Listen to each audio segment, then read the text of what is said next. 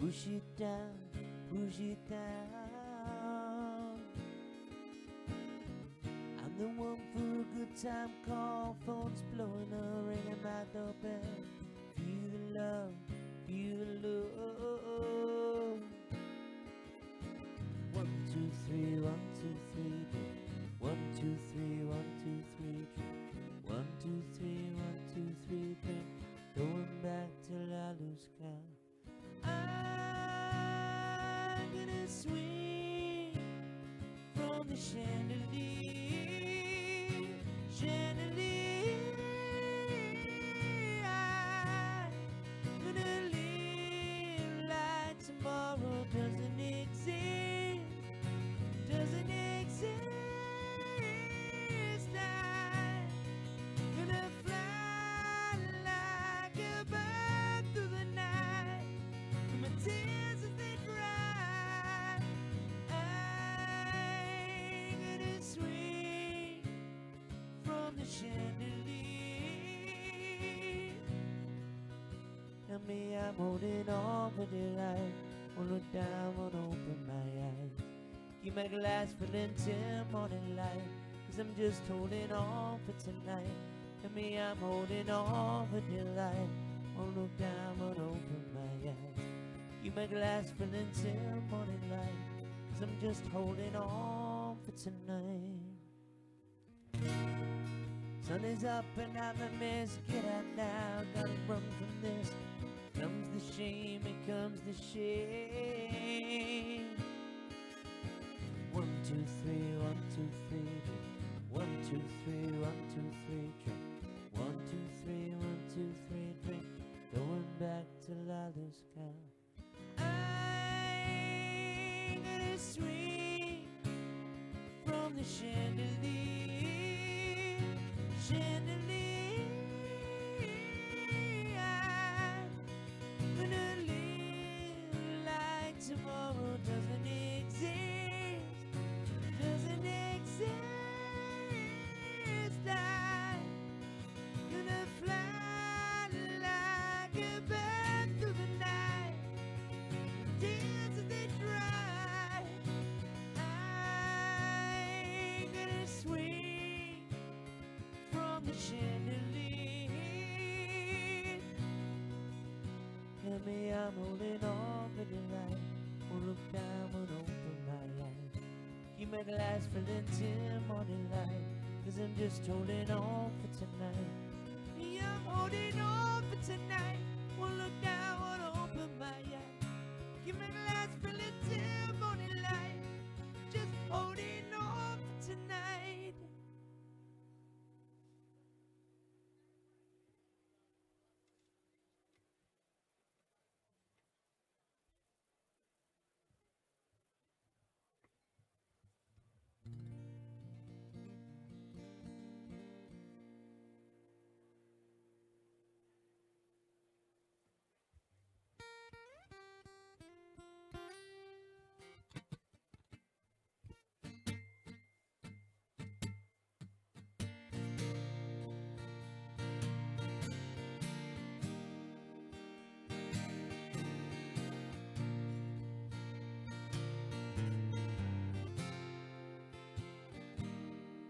All alone at the end of defeated, where the bright lights are faded to blue.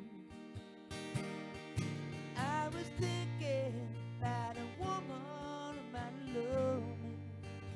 I never knew. You know I've always been a dreamer. Spend my life running around. It's so hard to change. Can't seem to settle down. The dreams I've seen lately keep on coming back, running back, coming back the same. Put me on a highway, show me the sign, take it to the limit one more time. time.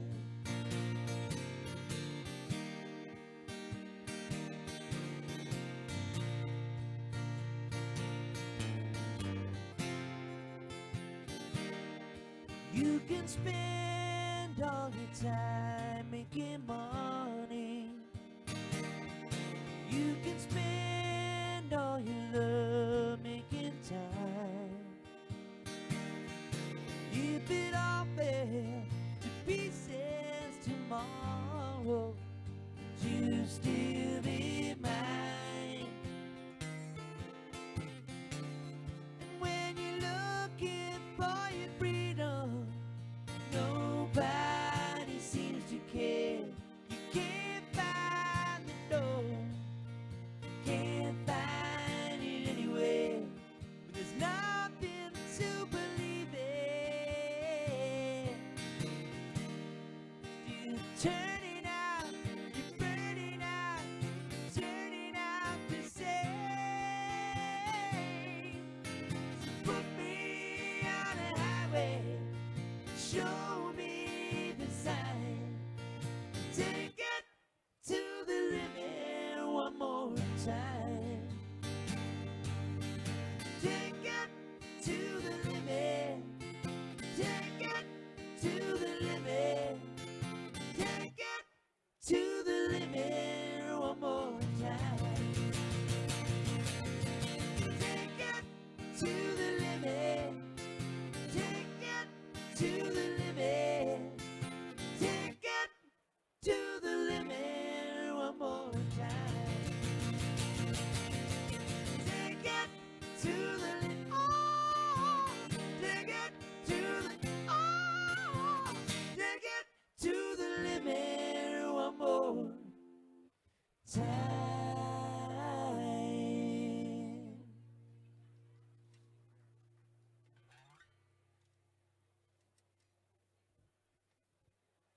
I wore the tight undies for a reason.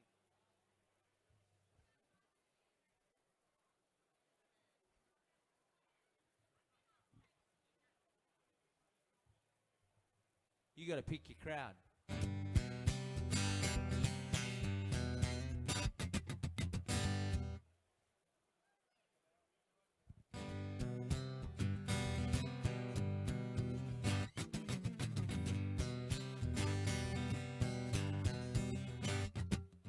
When I'm walking, I stop and stop, and I'm so strung out.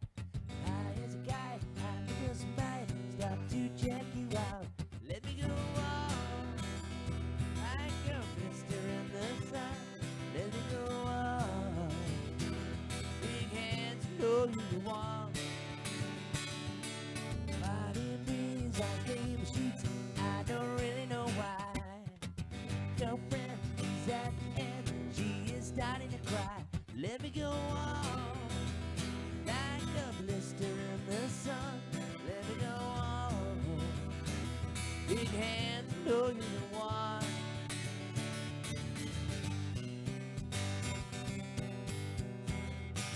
You've had too many Red Bull.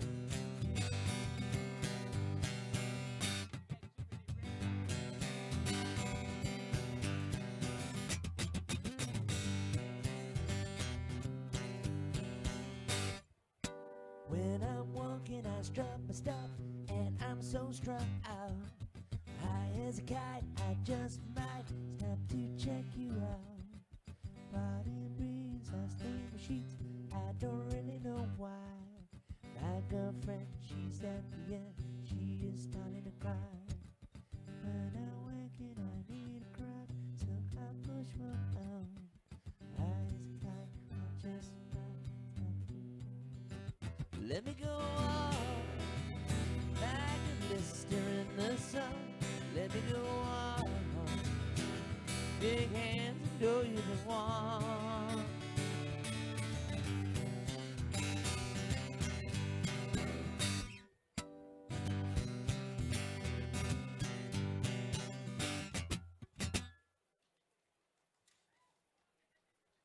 Thank you very much. Thank you.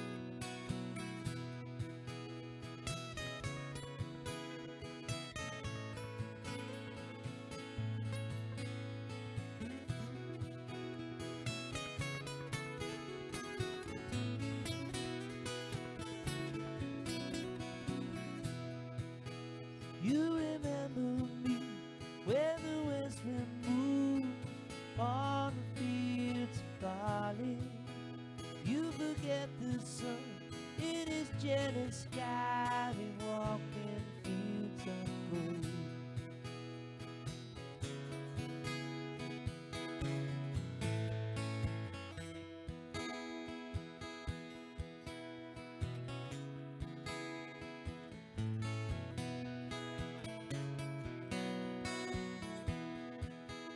Will you stay with me? Will you be my love? Among the fields of barley, we'll forget the sun in his jealous sky. We walk in fields of gold. See the west wind move like a lover's soul among the fields of barley. Feel her body rise as you kiss her mouth among the fields of gold. Never made promises like this. There have been some, I swear, in the days till every walk in fields of gold.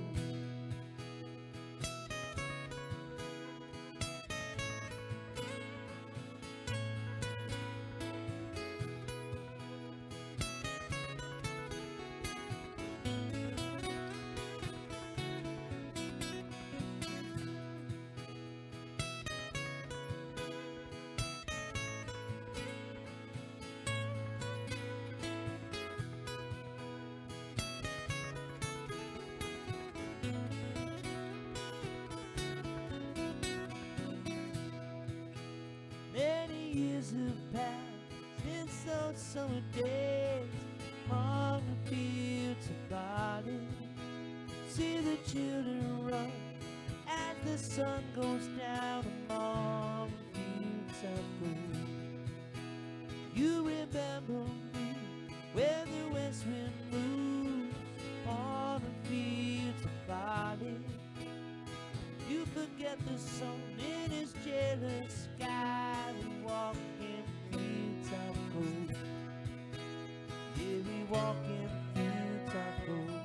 Yeah, we walk in fields of gold.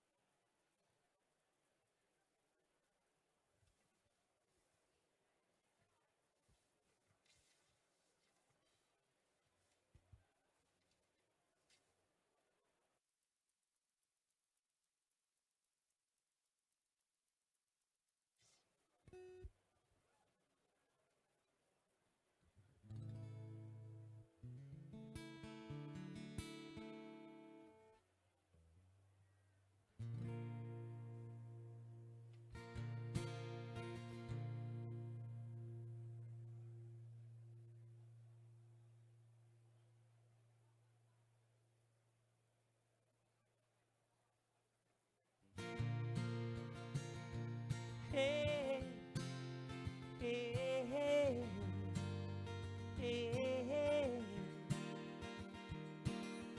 Lipstick stains on the front lobe of my left side brains. Knew I would forget you, so I went and let you blow my mind.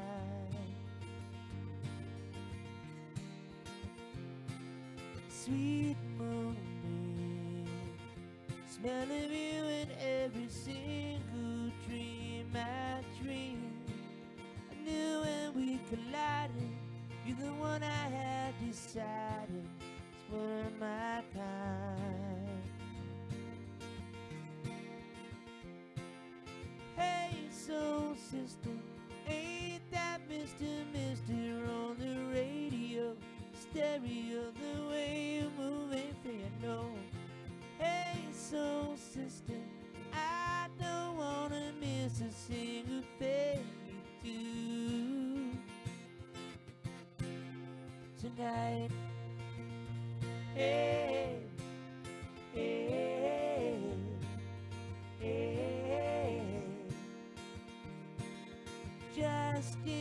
time.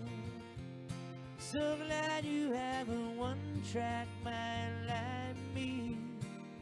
Gave by life direction, against your love connection, can't deny.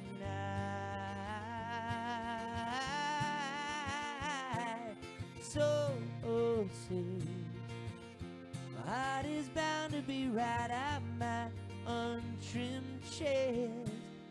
I believe in you like that dirty old Madonna. I'm always gonna wanna blow your mind.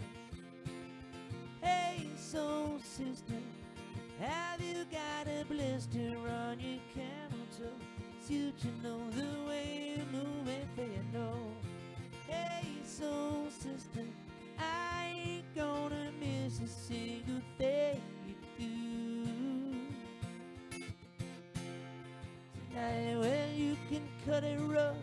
Watching you is the only drug I need. So gangster, I'm so thug. You're the only one I'm dreaming of. See, be myself now finally. There ain't nothing I cannot be. I want the world to see you be with me.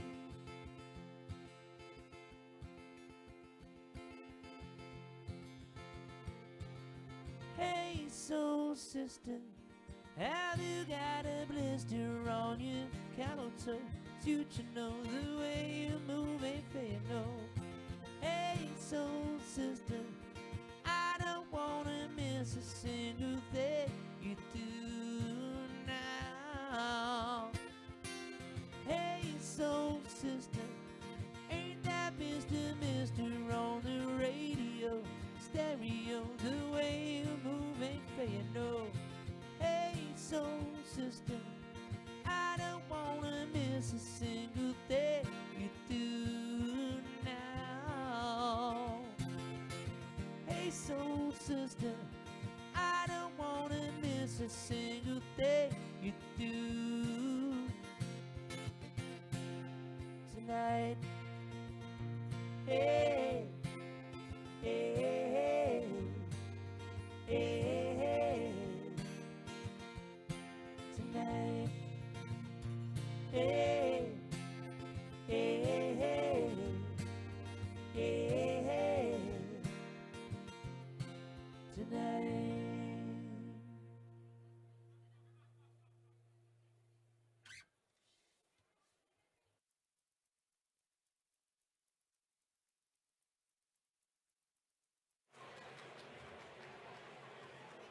Thank you very much again, Chris Murphy, for your tunes this afternoon.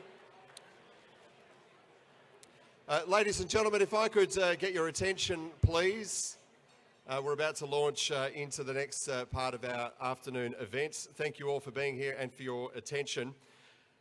At this moment, I'm going to ask the President, Natalie Taylor, to return to the stage, along with the Vice President, Craig Hook, as well. They're going to present certificates to members who've had a continuous membership with the WA Mining Club for 10 years. Over to you.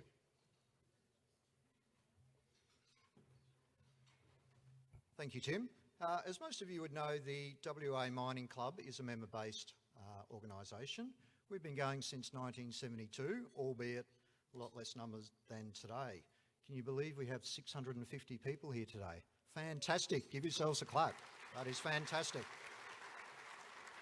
The Mining Club, of course, being individual membership, it's very important that we always deliver and give value to our members. And I think one of the strengths is that we do have members that have stayed with us for a long time. So this year we have 15 members that have had 10 years continuous service with us, and that's fantastic. And 4 of them are actually here today. So I'm going to call you up. I don't think they know about this, so we're going to embarrass them accordingly. Okay, so I'd like to call up Ian Skelton, who's been a treasurer with us for many years, Neil Warburton, Felicity Jones, who's now on the committee, and Brad McVeigh. So if Ian, Neil, Felicity and Brad, if you can make your way up to the stage, we have some certificates to present to you. I knew I got embarrassed.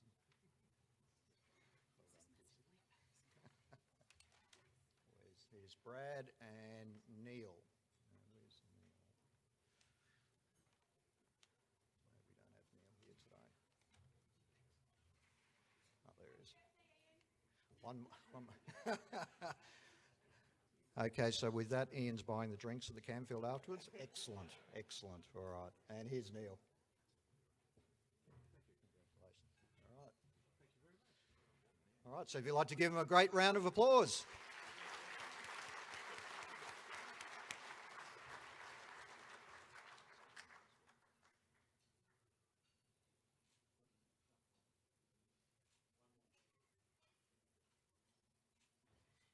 Thanks, Tom. Thank you.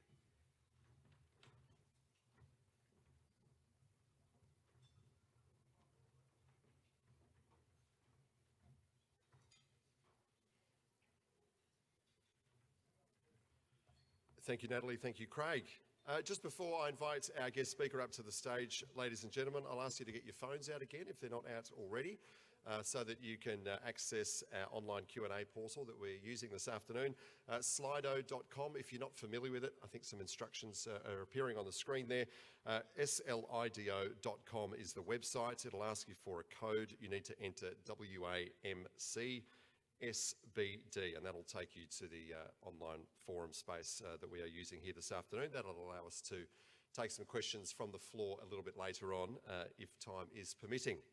As you would be aware, the St Barbara's Day presentation is all about the journey. We've heard from many men and women in the mining industry regaling us with stories from their past and how they've navigated their way through the industry to get where they are today.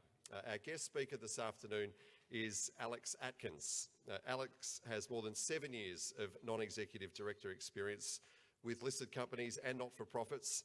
She's currently a non-executive director of ASX 200 company Parenti Global and International Women in Mining, and a former director of AusIMM. She has over 25 years mining experience here in Australia and in PNG in roles that find, design and run mines. She's also a MD and principal at Alex Atkins and Associates, which is a mining risk consultancy focused on conformance and performance. She holds 2 Bachelor of Engineering degrees and an MBA in finance. She's a graduate member of the Australian Institute of Company Directors and a chartered professional fellow of the AusIMM and Engineers Australia. In 2018, she was listed as one of the 100 global inspirational women in mining and was inducted into the WA Women's Hall of Fame in 2019. And in what I'm guessing is her most challenging role of all of those I mentioned, she's the mother of 2 teenagers. Ladies and gentlemen, would you please welcome Alex Atkins.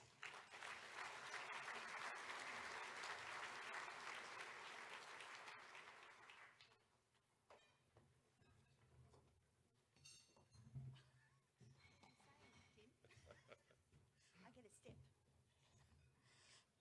because I'm short.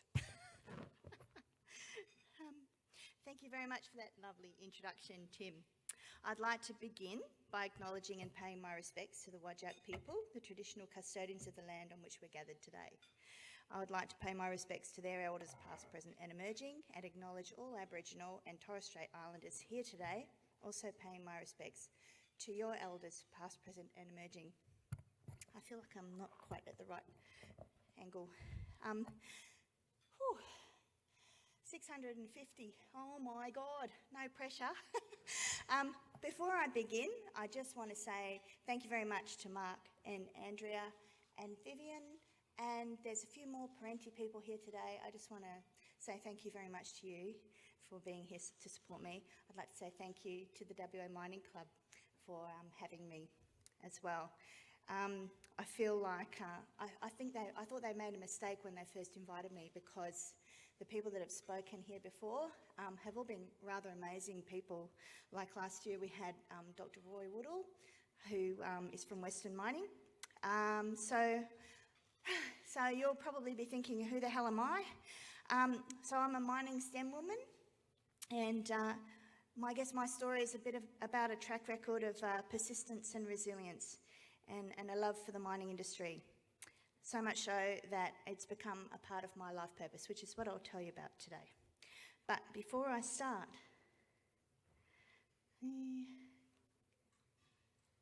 Do I have to point this somewhere? Where do I point it? There we go. Before I start, I'd just like to give you a bit of context to consider as you listen to my journey. My mum's generation were only able to work if it was in gender stereotypical occupations such as textile factory workers, receptionists, teachers, nurses, service workers and the like.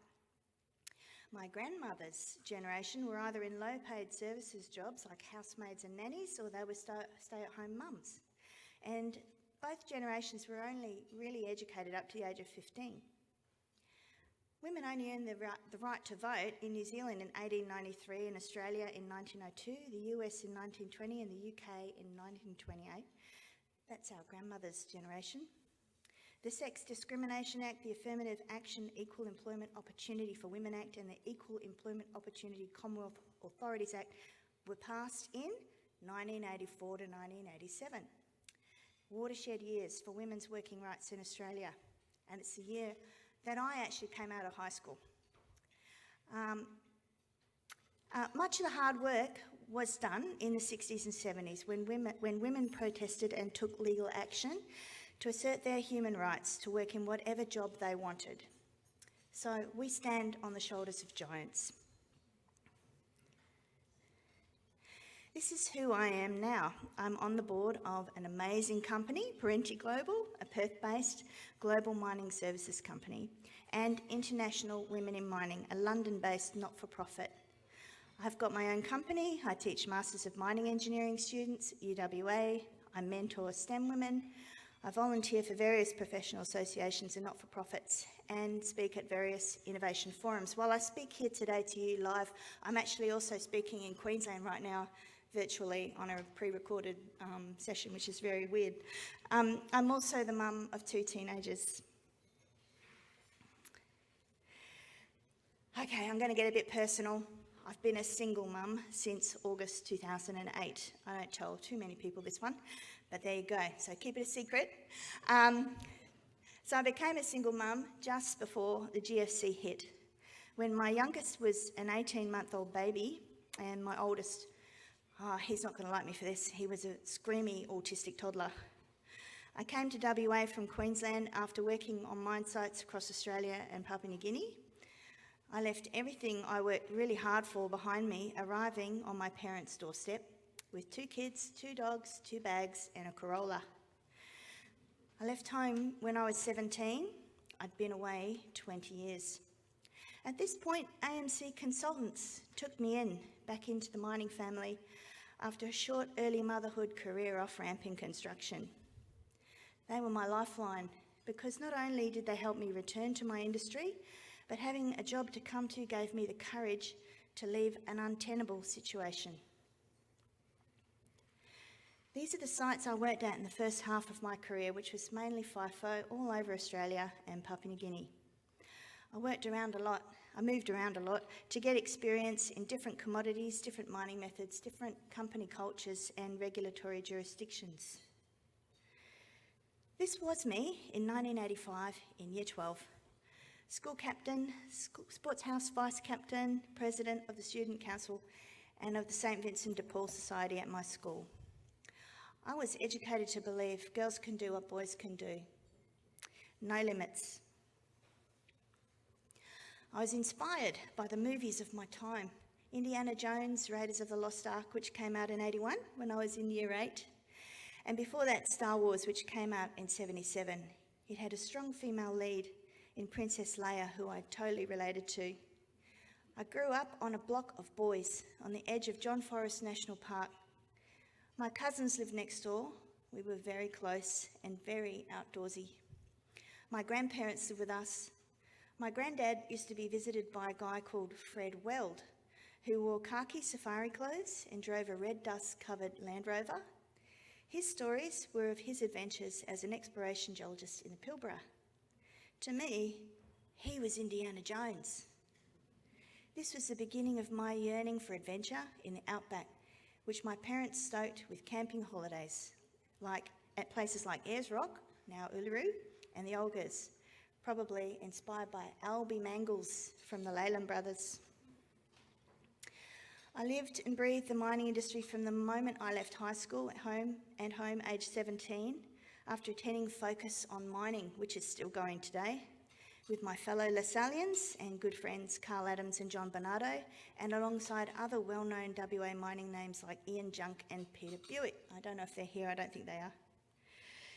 Starting in Kalgoorlie in 1986, when women were not yet legally permitted to work underground, I began working underground at various mines such as North Kalgoorlie Main Shaft, Lakeview Shaft and Chaffers Shaft, which are all gone now. They've all been taken out by the super pit. I was fortunate to be able to experience the mines of yesteryear where everything was done by hand in dangerous conditions by very tough miners. I immediately fell in love with the romance of gold mining, and it has never left me.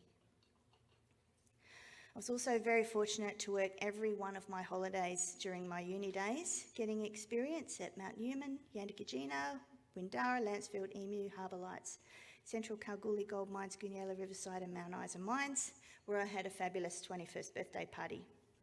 I remain friends with many of the people I met in these early days. It was through this site experience I got my first taste of the difficulties of being a woman on a site set up only for men, having no accommodation at some sites and often no toilets or showers. I also started to feel the personal impact of mining accidents.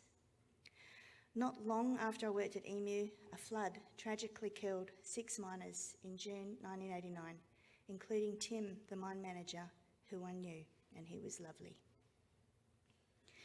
Mining accidents and disasters were to keep on coming in the years that followed, but the ones which were most impactful were ones where I knew the killed miners, or where I was working on something like what killed the miners at another mine, or where I was there before or came after. It created an obsession with preventing mining disasters, which is what I teach at UWA today for the wonderful Professor Melinda Hodkowitz, who is here right now. I can't see her, but she's here and she's amazing. Let me explain why I call myself a first wave mining STEM woman. As Tim said, I've got 2 engineering degrees. The first is in mining geology from the WA School of Mines with a structural geology major, and the second's a mining engineering degree from the University of Queensland with a rock mechanics major. And these degrees combined made me a geotechnical engineer as well as a mining engineer and a geologist. Early in my career, there were no mining geotechnical engineering degrees. I was in the first wave of people solving rock mechanics problems related to deep high-stress mechanised mining. I found my mojo in ore reserve estimation, life of mine planning and mining risk, and because I was a boundary-spanning multidisciplinarian, it meant my work was holistic, iterative and silo busting, and these skills and my operations experience are a big part of my point of difference today. I was in the first wave of female mining engineers who chose underground and did the legally prescribed prerequisite year of underground mining time, working as a miner. I started at Osborne with Placer Dome and finished with Plutonic Resources, where I was seconded to Henry Walker Elton at Mount Morgans. I obtained my WA First Class Mine Manager's Certificate of Competency in 1998. That's 10 years after women were allowed underground. After meeting all the requirements, which was to have a Bachelor of Engineering in Mining, 5 years of mining experience, a year as a miner, rotating through drill and blast, load and haul and services, and passing the law exam. So I also got my Queensland ticket in 2000, and on the day I went to pick up my Tasmanian ticket, they repealed the legislation, so I'm still pissed off about that. I was in the first and only wave of women who did their mining time on air legs. I was privileged to do 3 months air leg time with Owen Haig and Robbie Cream, who treated me like a daughter or a little sister. They supported me when I first started my time on the air leg crew, as I was slow loading the kettle with Antho and I was being verbally attacked by a guy on the team. But I worked my butt off to earn their respect and to be able to hold an air leg and drill on my own. I was lucky they gave me a horizontal escape route, which you can see in these photos. So at least I didn't have to operate an air leg in a rise and drill above my head, which I wouldn't have been able to do. Robbie's nickname for me was Vertical Antho Transporter, VAT. And I don't know, a few people in this room would have been called a VAT in their time, I would have thought. Anyone a VAT? No? Oh, okay. Robbie is still a gun miner. Unfortunately, Owen, known affectionately as the Mayor of Kew, passed away a couple of years ago. I think of both of them often. They both left a huge mark on me. I will always worship air-leg miners for their toughness, initiative and huge hearts. Come on, stand up, air-leg miners. Any air-leg miners in the room? You did some? Yay. At the end of my underground time, I asked my foreman, Fish, for a referee letter for my first class ticket application. He wrote in it that I changed his mind about women working as miners underground, and that meant the world to me. There were 13 fatalities in WA during 97-98, the year I started my underground time. 9 fatalities were underground. 55% in the 5 prior years were due to rockfalls. It was a formative experience being in the line of fire during such a deadly period. You can see from these stats the number of fatalities in my first decade in the industry were more than double today's, and that was with a smaller workforce. The reason for this improvement is the move to bulk mechanised mining and away from selective handheld mining. Over the next decade, we'll move towards fully autonomous mining with no man entry and hopefully no more deaths. After I finished my mining engineering degree and before I did my underground time, I worked for several years as a production engineer at Newlands Mine in Queensland for Mount Isa Mines and then at Porgera in New Guinea for Placer Dome. You can see from this photo, if you've got good eyes, it was still okay to have naked women plastered all over the walls. And that was not nice while you were eating.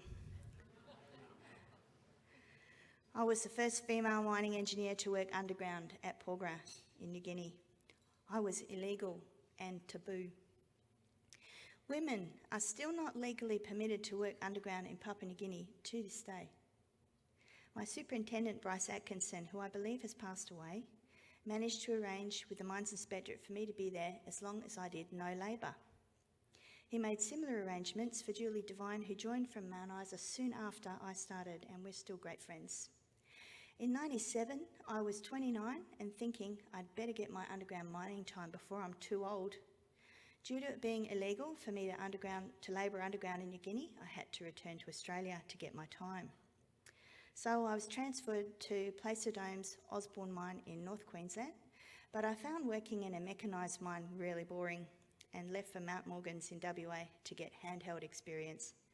After finishing my time at Mount Morgans, Plutonic Resources didn't have any sites of interest to me, so I left for Tasmania to work at Renison, to work for 2 Mount Isa Mines mining engineers, Paul Atherley and Richard Seville, who created Murchison United and brought the struggling mine off of RGC.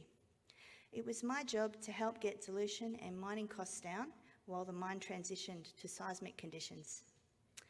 But my Queensland partner hated the cold, so after a year, I head back up to Queensland to Kidston to help them keep the east pit wall and the main ramp stable for the final extraction of the last flitches at the bottom of the mine. When that was done, I returned to Osborne to do mine production and life of mine planning and to set up brand new geotechnical engineering systems as they too were transitioning to seismic conditions, which is common when you reach about 1 kilometre's depth. On top of my normal duties, I was responsible for hydraulic fill at Osborne Mine. At the same time, the Bronze Wing disaster happened. So I learned a lot of lessons under production pressure that I never forgot and ended up codifying the Department of Mines HIF audits in 2009. I also codified lessons learned from ground support standards to prevent falls of ground and damage from mining-induced seismicity. I believe these lessons are already showing signs of being forgotten on operating mine sites today. All through my career, I was told, "You can't do that."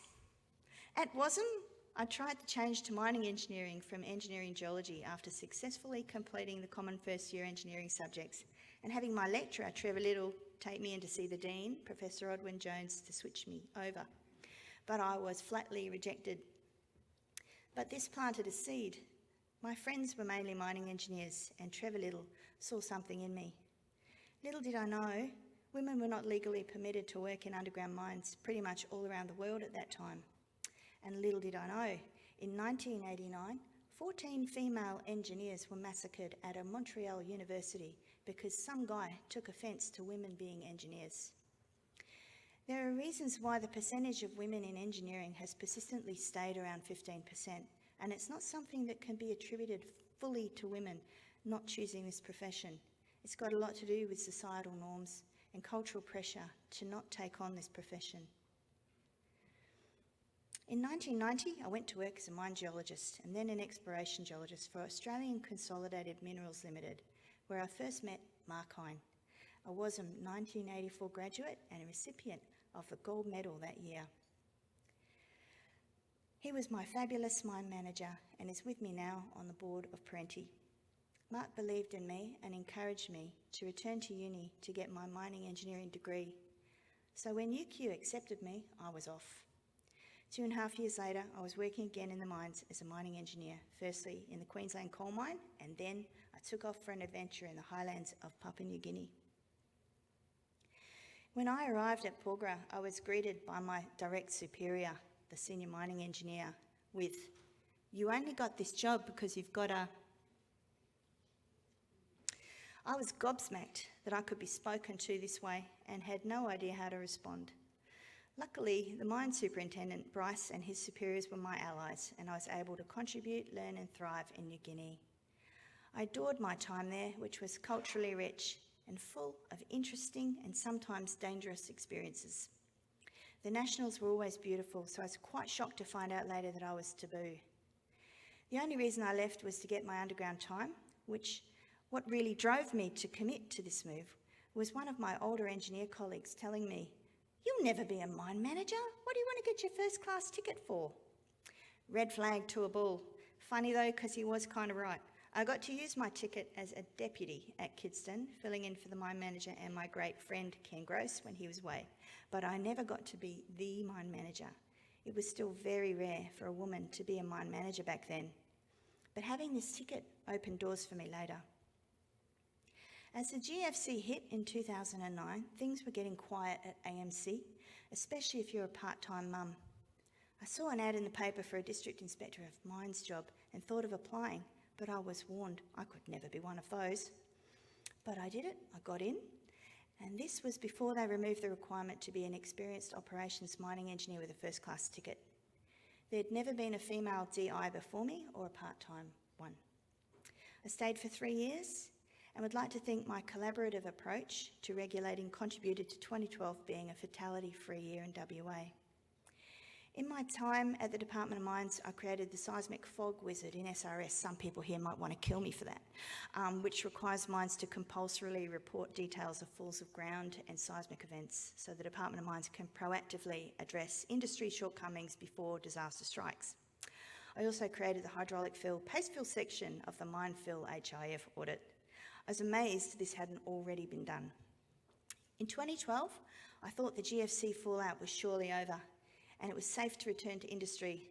Optero took me in as a principal for gobsmacking money, just in time for the 2013 downturn.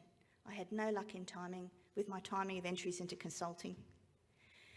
Another no, you can't do that example was when I was told I couldn't be a non-executive director of a mining company because I had no C-suite experience and no financial credentials. Red flag to a bull.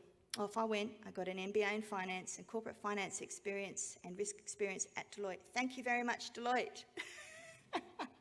I subsequently got some C-suite experience in startups and my own company. So most of my career has been spent being told, no, you can't do that, going ahead and doing it. I like to break rules that make no sense, push the limits and make the impossible possible. Nothing about my career or my life is about comfort. This means periods of great financial hardship, working on and off in the gig economy, which is the casualisation of the workforce people have been complaining about since coronavirus hit. I've been doing that since 2013. When you're not an incumbent of the status quo, you have to fight and become a creative disruptor to survive. You get used to ambiguity and uncertainty. You unlearn and relearn, applying startup thinking to create the business model of you, to apply your strengths and values to serve gaps in the market. It's all very humbling, and there's no entitlement here. Mine is a story of pushing boundaries and exploring ways to get out of the grinder level, which is where most mining STEM women get stuck. You can see from this 2016 AusIMM membership chart that in mining, STEM women don't just get stuck, they disappear. There are hardly any mining STEM women in mining's leadership pipeline. The women who typically get appointed to mining C-suite or boards are usually accountants or lawyers, and I'm not criticising any of them, they're all amazing. But these women can sector switch to develop commercial acumen if they need to. Mining STEM women have committed to the mining sector and can't easily sector switch, so it's cruel not to retain and develop these women. It's become a part of my life purpose to see this change for the better, because I think it'll actually make the mining industry better. Second last slide. Having experienced mining from so many points of view, I've learnt 4 key things. 1, we need to improve how we report non-financial material risks and their controls effectiveness to the board to prevent disasters. 2, mining's entering uncharted digital waters. At the same time, it's losing its pool of deep domain experts and guidance from prescriptive legislation. 3, the industry needs to apply fresh thinking to solve old problems. We need to tap into inclusive diversity and create a collaborative innovation ecosystem. And 4, industry insiders should lead ESG and the digital transformation of mining, not outsiders. This brings me back to my life purpose, my why. They say when your face is in the gutter, it's when you start to figure out what you're really on this earth to do. Just before I had my first child, I was working at Osborne Mine when I had a bit of a midlife crisis. My hydraulic field consultant, who was the expert witness for the Bronzewing investigation at the time, was suffering from stress and hypertension. One of my colleagues committed suicide and another died of an overdose. My partner was going downhill. I was isolated from family and friends. I lost all meaning in life, even though I'd just built an amazing home in Mission Beach. I must have reached a tipping point. It was the beginning of my reincarnation, where I developed an iron resolve to make mining better from the inside. Thank you.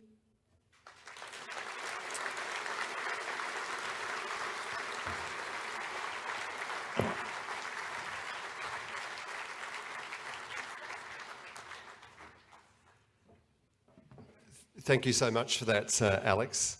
Hopefully we have some questions from the floor. We have microphones that we can get around to you. If you just want to put your hand in the air, if anyone has a question for Alex. That'll be right there. Anyone? My eyes are failing on me. There we go, right in the middle there. Thank you.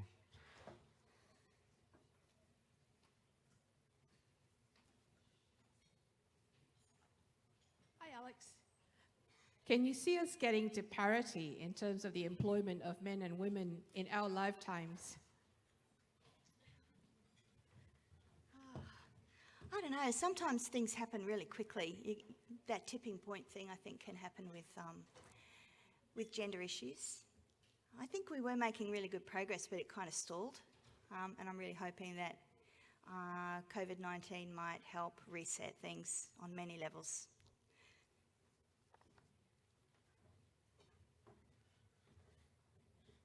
Thank you. Any other questions before we wrap the... Oh, Cass, I hope you got your walking shoes on, right down in the back corner.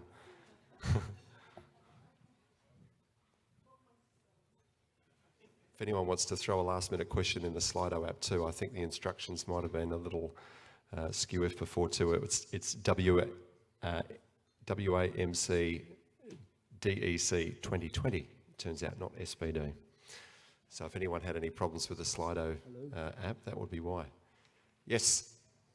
Look, I haven't got a question, but I found your story inspirational, and a credit to you for pushing through the hard times, and I wish you all the best for the future, and really thank you for coming along today with such an inspirational speech.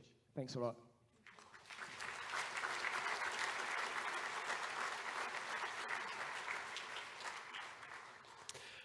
Just one question here for you, Alex. Some advice for young girls. You could probably be here until next Thursday delivering that answer, but maybe some top tips, advice for young girls, young grads. Geez, I've got a daughter, so I think about this one a lot. She's not a young grad though.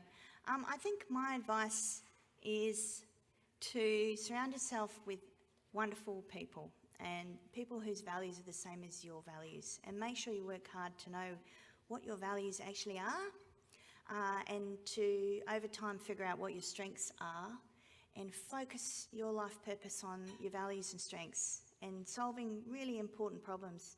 Don't make it about you, make it about making your country better or your industry better. That way you'll be able to get through tough times.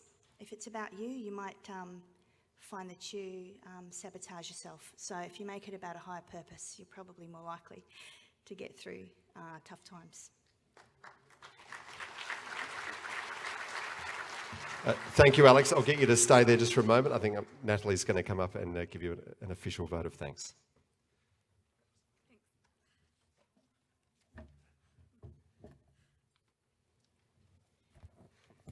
Thanks, Tim. Just wanted to say thank you, Alex, for sharing your journey and your story. It's an inspiration to us all. And thank you for saying yes to coming and speaking today.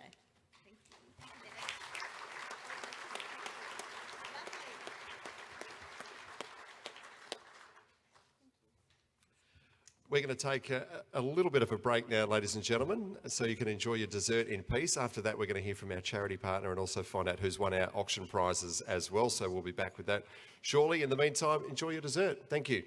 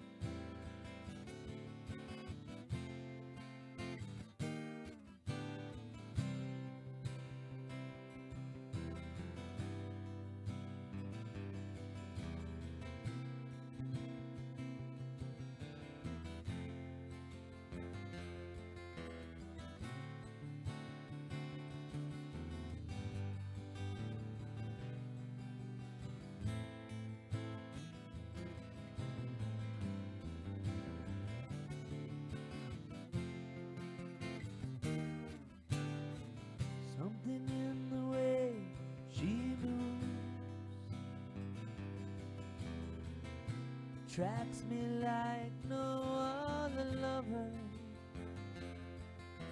Something in the way she woos me. Don't wanna leave her now. You know I believe in how. Somewhere in the style she knows that I don't need no other lover. Somewhere in the style that shows me.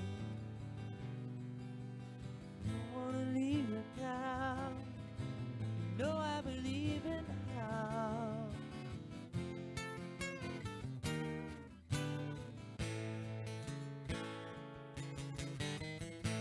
You're asking me will my love grow.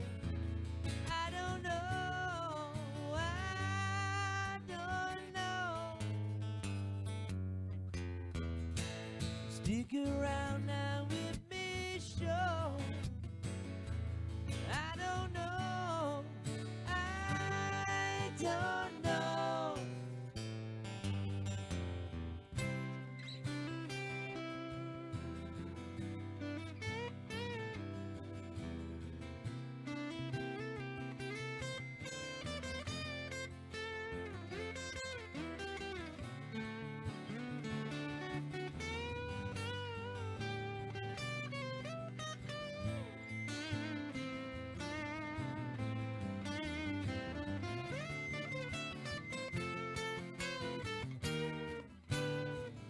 Something in the way she knows that all I have to do is think of her. Somewhere in the style that shows me. Don't wanna leave her now. You know I believe in how.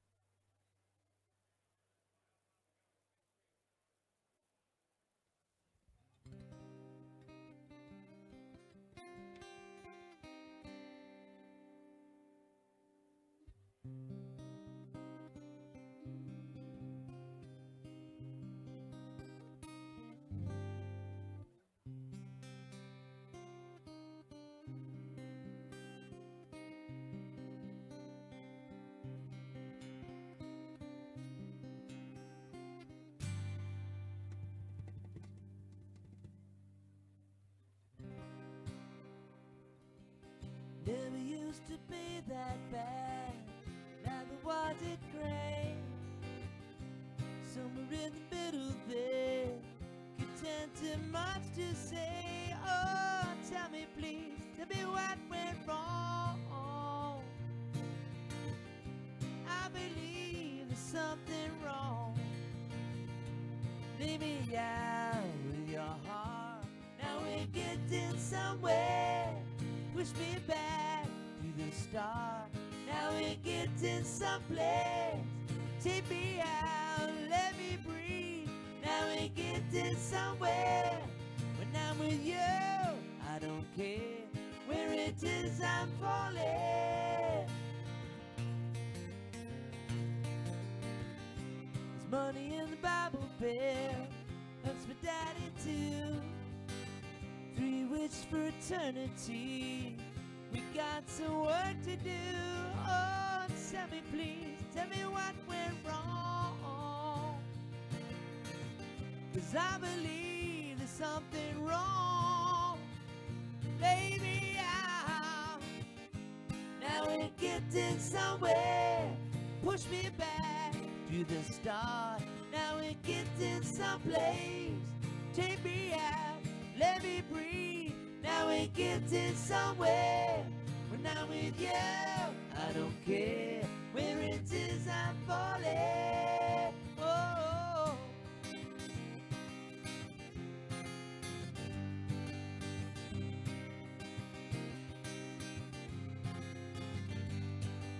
oh, tell me please, tell me what went wrong. I believe there's something wrong. Maybe now we're getting somewhere. Push me back to the start. Now we're getting someplace. Take me out, let me breathe. Now we're getting somewhere. When I'm with you, I don't care where it is I'm falling. Now we're getting somewhere. When you took me to your room, I swear I said surrender. When you opened up your mouth, I saw the words fall out. Nothing much has changed. I swear I surrender. There is pain in your heart. We could choose while we choose to believe. Now we're getting somewhere.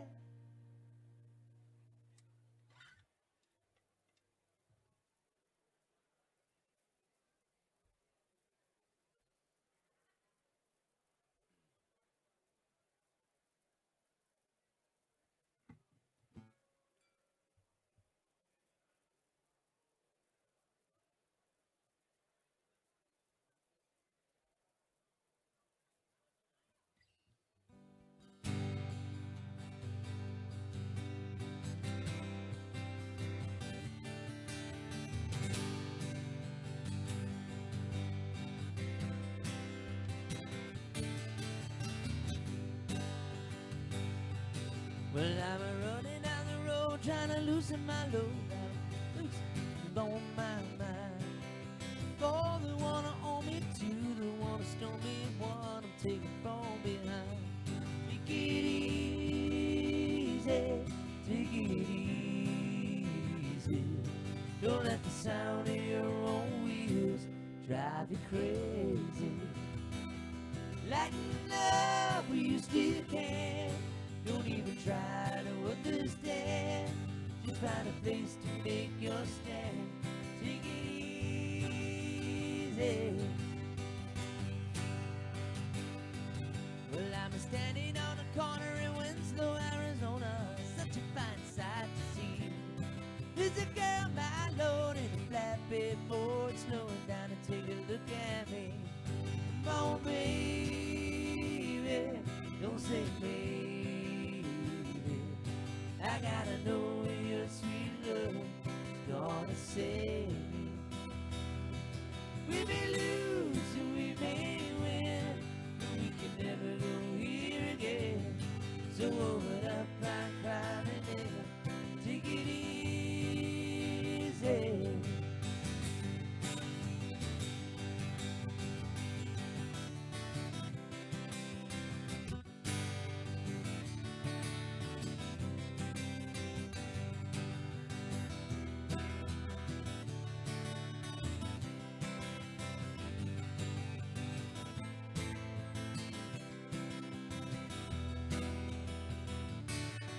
I'm running down the road trying to loosen my load. Got a world of trouble on my mind.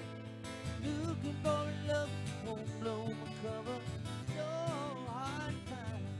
Take it easy, take it easy.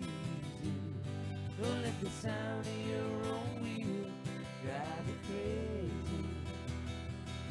Come on, baby, don't say me. I gotta know your sweet love gonna save me.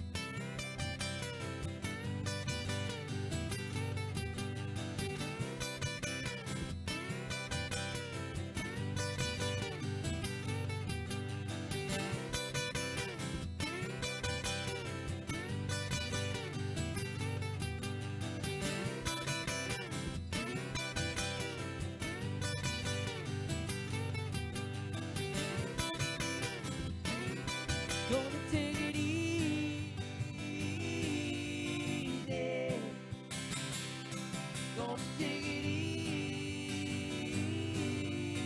Good to see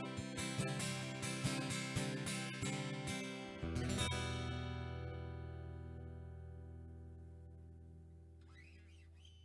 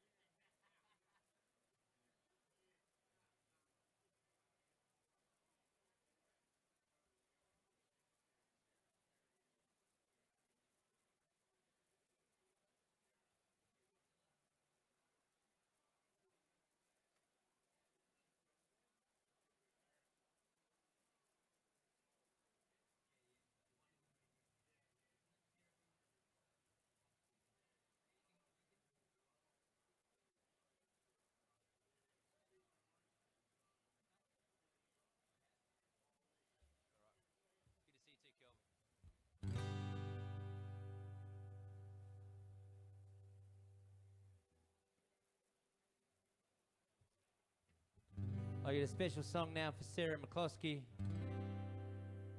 Sarah. Sarah. Yeah, this one's for you. Yeah.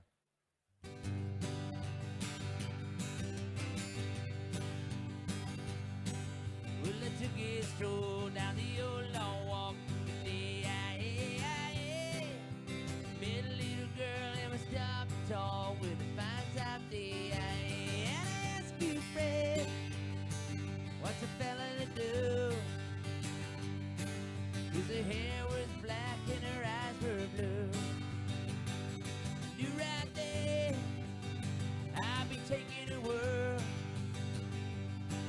down a Salt Hill prom with a Galway girl. All right.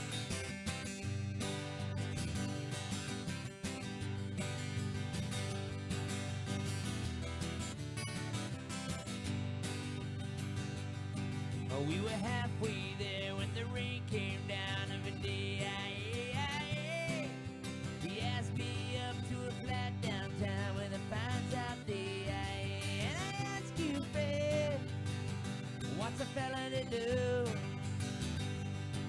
'Cause her hair was black and her eyes were blue. Took her hand and I gave her a twirl. And I lost my heart to a Galway girl, that's right.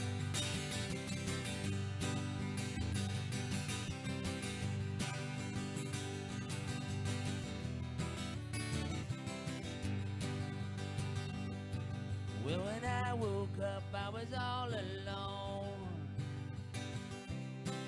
with a broken heart and a ticket home. So I ask you now, what's a fella to do? 'cause her hair was black and her eyes were blue. Traveled around, been all over this world, but I ain't seen nothing like a Galway girl. All right.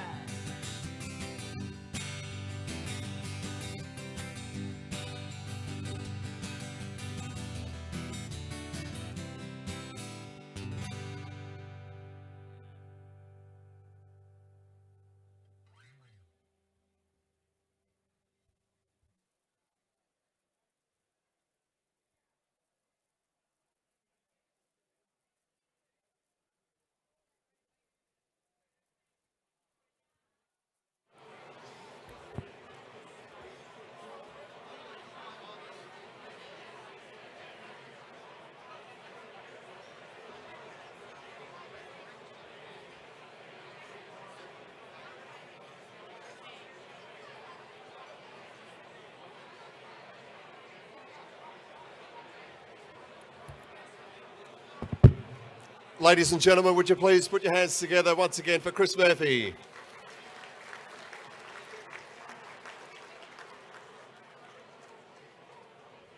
Who's already been turned off.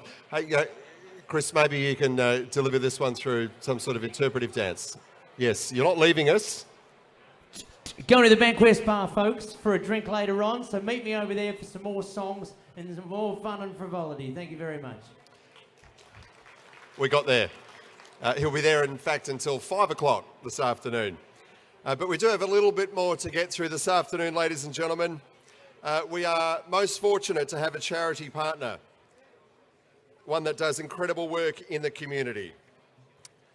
I speak, of course, of St John. Aaron Harding, Glenn Carmody and the team from St John have worked alongside us this year to get the message out there that they are much, much more than just an ambulance service. So to help you understand a little bit more about what they do, I'd like to welcome to the stage Freddie Forey, Head of Fundraising at St John. Freddie. We are givers. Yes, we give life, but we also give the tools. We give the time and we give the knowledge to make the next generation a resilient one. When West Australians give to St John Giving, St John builds more resilient communities for WA.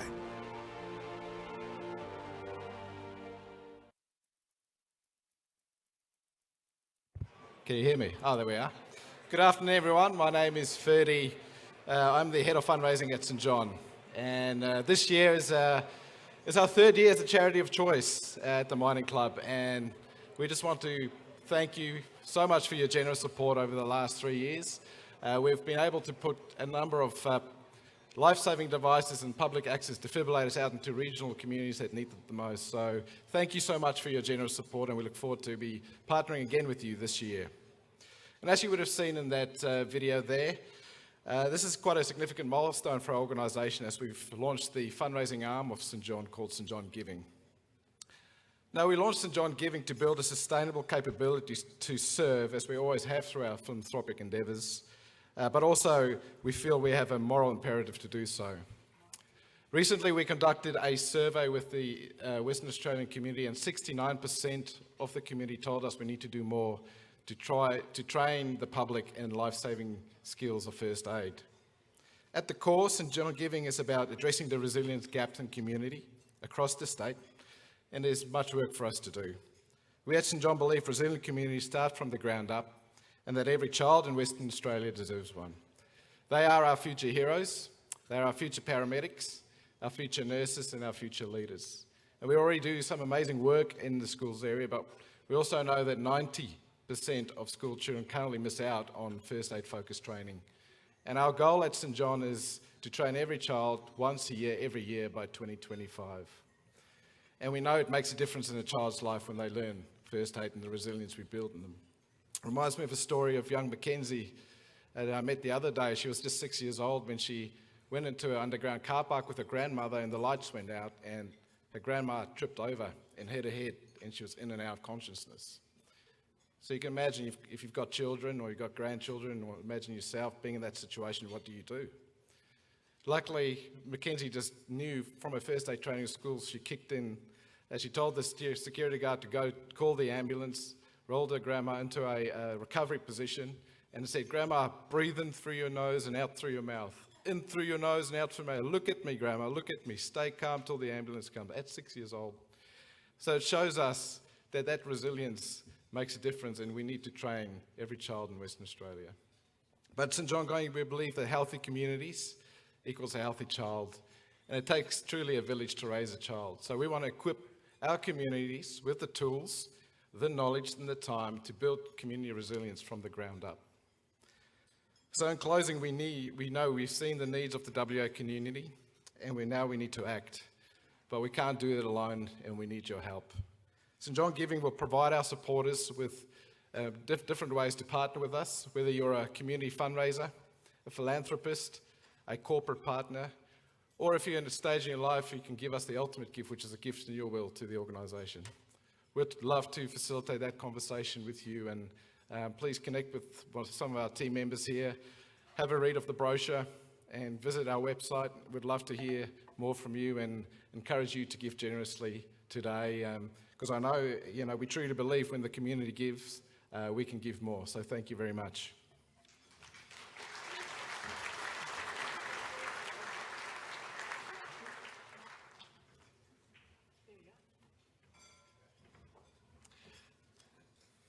Thank you very much, Ferdy. Just excuse me for a second. I'm just arranging my paperwork here so I can tell you who's won all our auction items today. But thank you to St John, another year and another great partnership that we have with St John. But thank you very much. So hopefully now you all understand a little bit more about why we're trying to raise much needed funds for St John's. And let me tell you how much our auction items have gone for. The winner of the Hitachi truck, which was donated by Hitachi, Mike Troop. So congratulations, Mike.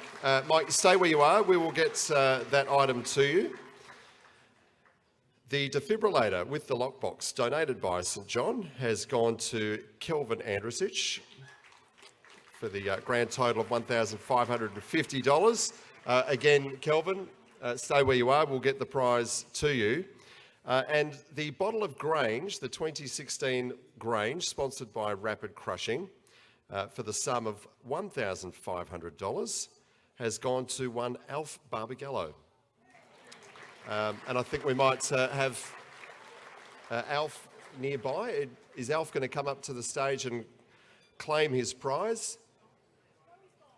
He's gone. I was going to ask him if I could bring the cheese and crackers and what time he'd like me around. Yes, I'll deliver it to him. Cass, how about that? No worries. Thank you to everyone who bid for our items this afternoon. It's much appreciated. And just to repeat, all of those funds will go directly to St John. I'm now going to invite the new co-chair of the Young Professionals, Jordan Rogers, to come up to the stage to draw our door prize. Now, if you have young people working in your organisation, please encourage them to join the Young Professionals. They put on fantastic events, many of them too, and they've got plenty of exciting things coming up in 2021. So if you'd like to know more, please speak to Jordan, to Josh, or any of the other Young Professional committee members who are here today if you'd like any more information. Jordan, tell us who the winner is. Hello, everybody. I would like to congratulate James Young from Mindtech. And we will bring the prize to you. Congratulations. Cass will deliver that prize to you as well. All right, folks, that brings us to the close of a very challenging year for the WA Mining Club in 2020, but we got through it, and fantastic to finish off in style with such a massive crowd here today. So thank you for being part of not just today, but any of the other events that you've been able to attend throughout 2020. We will be back next year with another exciting lineup of speakers, panel discussions, members-only events, other offerings to keep you all engaged and in touch with each other throughout the year. If you are not a member of the Mining Club, we would love you to consider joining up. If you'd like to discuss sponsorships or any other kind of partnership, speak to Natalie or any of the other committee members who are here today. And as Chris Murphy mentioned, he will be at the Banquest Bar until 5 o'clock this afternoon. That's where you kicked off things this afternoon, if you're not familiar with the layout here.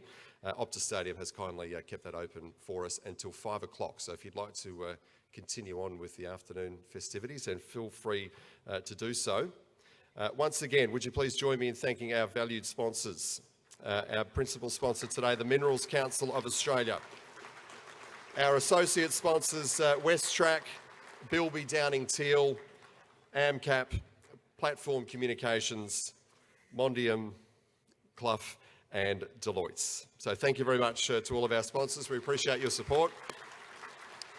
And lastly, on behalf of the WA Mining Club President, Natalie Taylor, the Vice President, Craig Cook, and the whole committee, we'd like to wish you a very safe and happy festive season. So good afternoon. Enjoy the rest of 2020, what's left of it. Take care over the festive break, and we look forward to seeing you all again in 2021 for hopefully a much more normal year. Thank you very much.